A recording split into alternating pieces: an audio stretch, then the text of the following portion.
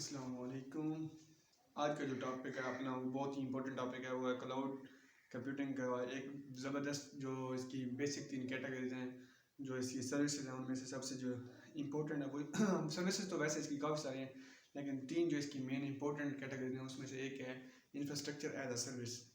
तो हम infrastructure as a service को डिस्कस करेंगे। बेसिकली ये एक ऐसी चीज़ है,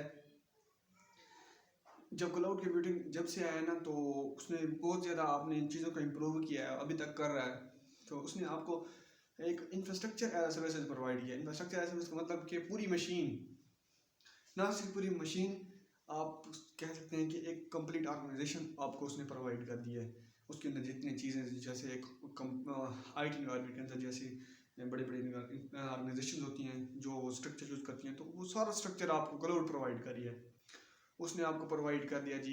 इंफ्रास्ट्रक्चर एज सर्विसेज मतलब बात करने का ये है कि इन्होंने आपको एक कंप्लीट मशीन, एक कंप्यूटर, उसके अंदर जो जो डिवाइसेस, उसके साथ हार्डवेयर डिवाइसेस यूज़ होती हैं, जो सॉफ्टवेयर यूज़ होते हैं, जितने भी सॉफ्टवेयर उसके ऊपर अगर आपने उनके यूज़ करने हैं तो वो भी मिल जाते हैं। अगर आप अपने कुछ बिल्ट इन होते हैं तो वो भी आप यूज़ कर सकते हैं। लेकिन अगर आप अपना इंफ्रास्ट्रक्चर अपना, जैसे आप एक न्यू मशीन लेते हैं, न्यू लैपटॉप लेते हैं, न्यू कंप्यूटर लेते हैं, उस पर आप अपने ऑपरेटिंग सिस्टम, अपना जी सारा कुछ अपना इंस्टॉल करते हैं, उसके बाद खुद ही उसे रनिंग में लाते हैं।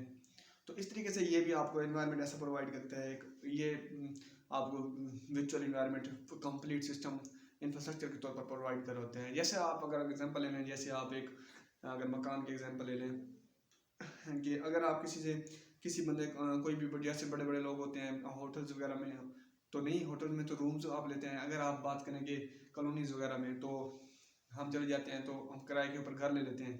तो अगर हम खाली घर लेते हैं तो उसके अंदर अपनी हमारी मर्जी होती है, उनके साथ डील होती है कि हम जो चाहें उसके अंदर अपना रख सकते हैं। जितने वक्त के लिए हम ले रहे हैं तो हम उससे यूज़ कर सकते हैं, बिल्कुल ही किसी भी टेंशन के बगैर। तो इस तरीके से ये भी एक तरह का इंफ्रास्ट्रक्चर है। जो कंप्यूटर की अगर बात करते हैं तो वो कंप्लीट, जैसे आप न्यू लैपटॉप लेते हैं तो इस तरीके से आपको अवेलेबल हो जाता है। उसके अंदर सारा कुछ वैसा का वैसा होता है, आप अपनी मर्जी से हर काम कर सकते हैं, आपकी मर्जी होती है। लेकिन ये होता है वर्चुअली है। क्लाउड ये सारा कुछ कैसे करती है, ये सारा कुछ वो वर्चुअलाइजेशन के जरिए करती है, और आपको उस वक्त तक प्रोवाइड करती है जब तक आपका एग्रीमेंट होता है, उसके बाद खत्म। तो अगर हम इसकी बात करें, अगर टेक्निकल तौर पर देखें, तो infrastructure as services also known as hardware as services, कि जो इंफ्रास्ट्रक्चर एज सर्विसेज है उसे हम हार्डवेयर एज सर्विस भी कह सकते हैं। हार्डवेयर एज सर्विस का मतलब यही है, यही इसका तो बेसिक मतलब है। इसके बाकी प्लेटफॉर्म है, प्लेटफॉर्म एज सर्विसेज है या सॉफ्टवेयर सर्विसेज है, वहाँ पे ये आपको इस तरह का कोई सी नहीं होता कि आपको एक कंप्लीट एप्लीकेशन, आपको कंप्लीट एक लैपटॉप की सूरत में या कंप्लीट कंप्यूटर की सूरत में जो है इंटरफेस प्रोवाइड किया जाएगा। प्रोवाइड तो इंटरफेस वैसे किया जाता है, लेकिन ये नहीं होता कि आपको इतने राइट्स नहीं होते कि जैसे आप एक अपनी लोकल मशीन को यूज़ करते हैं उस तरीके से उसे यूज़ कर सके। कुछ ना कुछ रिस्ट्रिक्शन होती हैं, लेकिन इसमें कोई रिस्ट्रिक्शन नहीं होती। आप अपना मर्जी का उसके ऊपर ऑपरेटिंग सिस्टम इंस्टॉल कर रहे होते हैं, आप अपनी मर्जी के सॉफ्टवेयर इंस्टॉल कर रहे होते हैं, आप जो मर्जी करना चाहें आप बिल्कुल बिला झिझक कर सकते हैं, आपको कोई रोकने वाला नहीं होता। ना ही आपके ऊपर कोई रिस्ट्रिक्शन होती हैं। खाली मशीन होती है, उसके ऊपर आप जैसे मर्जी जो जिस तरीके की जो इंस्टॉलेशन करना चाहें आप कर सकते हैं। तो इसलिए हार्डवेयर सर्विस कहते हैं कि आपको एक कंप्लीट कंप्यूटर प्रोवाइड किया जाता है, लैपटॉप प्रोवाइड किया जाता है, उसकी सूरत में होता है। लेकिन होता क्या है, होता विजुअलाइज्ड ही है। उसके बाद है कि provide visualisation, provides visualised computing resources through internet. जारी बात है, मैंने पिछले भी लेक्चर 2 बनाए हैं, उनमें भी यही बात हुई है कि ये ऑन डिमांड है, और इसकी एक ही डिमांड है, जो ये डिमांड क्लाउड जो हमसे मांगता है कि इंटरनेट कनेक्शन होना चाहिए, और चार्जेस जो हैं वो जितना हम यूज़ करते हैं उसी बेस पे होंगे। मेन चीज़ जो इसकी जो कंडीशन है बेस करती है जिस चीज़ पे, वो इंटरनेट बेस्ड है। ये इंटरनेट का होना लाजमी है। आपको ये कैसे प्रोवाइड करता है ये सारा कुछ, ये आपको वर्चुअल तौर पर प्रोवाइड करता है। तो यही बात करता है कि ये आपको वर्चुअलाइज्ड इन्वायरमेंट प्रोवाइड करता है थ्रू इंटरनेट के जरिए। उसके बाद ये कहता है कि इट प्रोवाइड्स कंप्लीट सिस्टम, ये एक आपको कंप्लीट सिस्टम प्रोवाइड करता है। जैसे एक आप लैपटॉप हो गया, कंप्यूटर हो गया, उसके अंदर जितने भी डिवाइसेस हम यूज़ करते हैं नेटवर्किंग के लिए, चीज़ें यूज़ करती हैं, रिसोर्सेज यूज़ करते हैं जो भी। उसके अलावा अगर हमने कोई एक्स्ट्रा कुछ करना होता है, सॉन्ग वगैरह भी सुन सकते हैं, जो ऑल काम जितनी तरह के जो भी अपने अपने टास्क हैं हम परफॉर्म कर सकते हैं इसके ऊपर, जैसे हम अपने नॉर्मल सिस्टम के ऊपर करते हैं। लेकिन ये होता उस टाइम तक के लिए है जितना तक हम उसके साथ जुड़े रहते हैं, जितना एग्रीमेंट होता है। तो वो यही कह रहा है कि provide complete system which include storage, server and network sources. कि जो कि इंक्लूड होता है, जो जिसमें शामिल होती हैं क्या क्या चीज़, स्टोरेज, सर्वर्स और जी नेटवर्क सोर्सेज, हर ऑल तरह की जितने भी चीज़ें हैं, जितने हम एक सिस्टम के अंदर यूज़ कर रहे होते हैं, वो सारी अवेलेबल होती हैं। वैसा का वैसा सिस्टम होता है, कुछ भी हमको करने की ज़रूरत नहीं होती। ये हम यूज़ क्यों करते हैं? अगर बेसिकली देखा जाए तो हमें हमें क्यों इसे यूज़ करते हैं, इसका बेसिक फ़ायदा ये है कि हमें, अगर हम बड़े लेवल पर काम करते हैं, हमें एक वक्त में एक से ज़्यादा टास्क परफॉर्म करने हैं, तो हम इसे वर्चुअलाइज तौर पर यूज़ कर लेते हैं। आसानी से अपने टास्क जो हैं, जितने टास्क करना परफॉर्म करना चाहें कर सकते हैं, और हमें महंगे तरीन सिस्टम खरीदने से हम बच सकते हैं। एक ही सिस्टम के ऊपर हम एक छोटा सिस्टम, अब ज़ाहिर बात है इसको यूज़ करने के लिए हमें कुछ ना कुछ तो चाहिए होगा ना, बेसिक कोई डिवाइस तो चाहिए होगी जिसके ऊपर हम काम करेंगे। लेकिन एक बिल्कुल ही नॉर्मल सा हम सिस्टम लेके उसके ऊपर एक बहुत बड़ा सिस्टम, बहुत बड़ा सर्वर आप कह सकते हैं, उसको हम चला सकते हैं।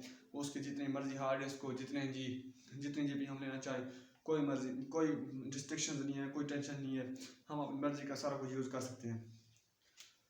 एग्जाम्पल इसकी ये है कि Amazon web services, Amazon web service क्या है? अब अमेजोन वेब सर्विसेज ये वो सर्विसेज हैं, ये वो कंपनी है जो हमें ये सारा कुछ प्रोवाइड करती है। ये वेंडर्स हैं, ये क्लाउड कंप्यूटिंग की इन्वायरमेंट्स को चलाने के लिए यूज़ होते हैं।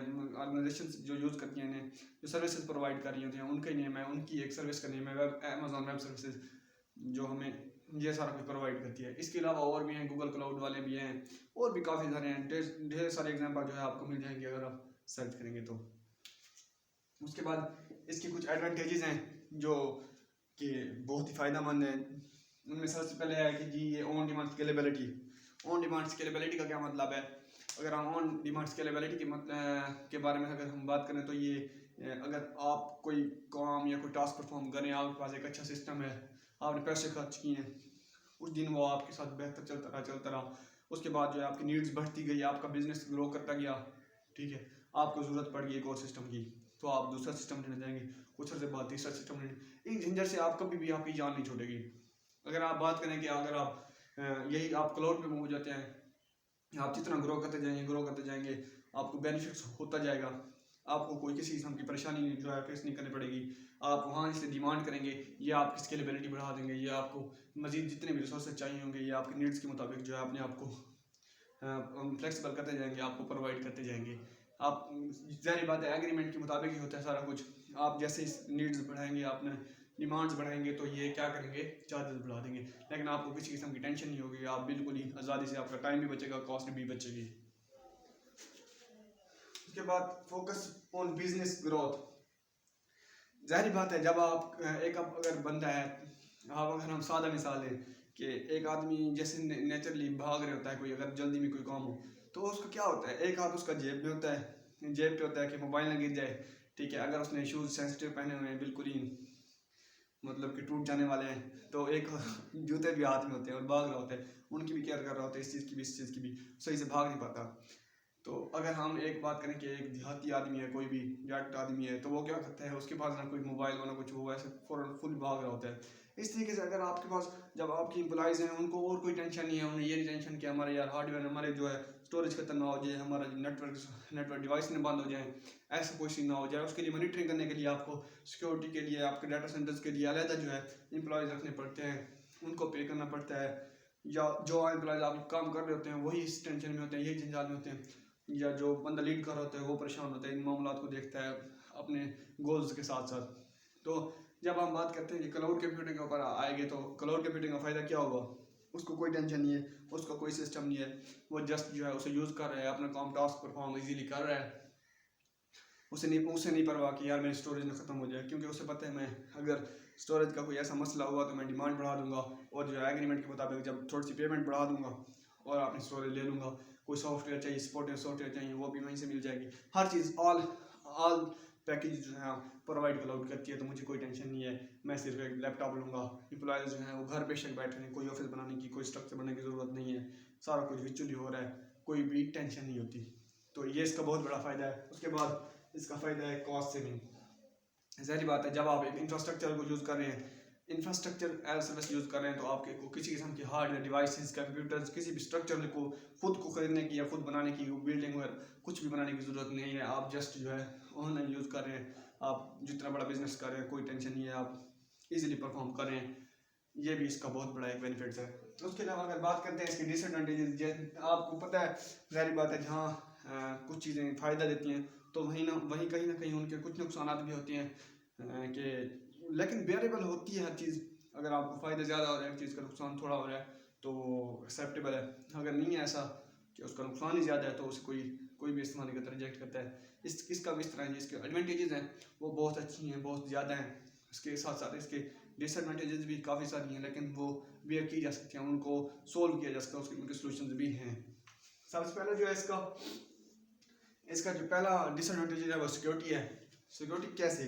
अब क्लाउड सिक्योरिटी भी प्रोवाइड करती है, मॉनिटरिंग एज सर्विसेज है इनकी, SPA है, बहुत सारे मतलब कि इनके तरीक़ाकार हैं जो मैनेज कर रहे थे। लेकिन वो क्या करते हैं, जब हम infrastructure as services infrastructure as services लेते हैं तो वो हम इंफ्रास्ट्रक्चर एज सर्विसेज प्रोवाइड करते हैं। जैसे हम बात कर लें, अगर हम सिम के ऊपर अगर हम इंटरनेट का पैकेज लगाते हैं तो जस्ट वो हम इंटरनेट ही प्रोवाइड करते हैं ना, उसके साथ वो मिनट्स तो प्रोवाइड नहीं करते। कुछ पैकेज हैं जो हाइब्रिड हैं, जो कंबाइन होते हैं, जो मिनट्स भी प्रोवाइड कर रहे होते हैं, SMS भी प्रोवाइड कर रहे होते हैं, सारा कुछ प्रोवाइड कर रहे होते हैं, लेकिन उसकी कॉस्ट भी ज़्यादा ले रहे होते हैं। इस तरीके से इसका भी ऐसे है कि अगर हम इंफ्रास्ट्रक्चर एज सर्विस अकेला लेंगे तो ये हमें इंफ्रास्ट्रक्चर एज सर्विस ही अकेला प्रोवाइड करेगा और इससे ये सिक्योरिटी का कोई जिम्मेदार नहीं होगा, सिक्योरिटी की कोई जिम्मेदारी नहीं होगी। अगर हम इनके साथ एग्रीमेंट करेंगे, ये सिक्योरिटी का भी हम पे करेंगे तो ये अलग से अपने वेंडर्स बिठाएंगे, वो सिक्योरिटी प्रोवाइड करेंगे आपको। लेकिन अगर हम नहीं करेंगे डील तो ये सिक्योरिटी, अगर अकेला इंफ्रास्ट्रक्चर एज अ सर्विस की बात करें तो यहाँ पे सिक्योरिटी का प्रॉब्लम होता है। उसके बाद है लैक ऑफ फ्लेक्सिबिलिटी। फ्लेक्सिबिलिटी ये प्रोवाइड करता है, ये अपडेशन वगैरह भी करता है।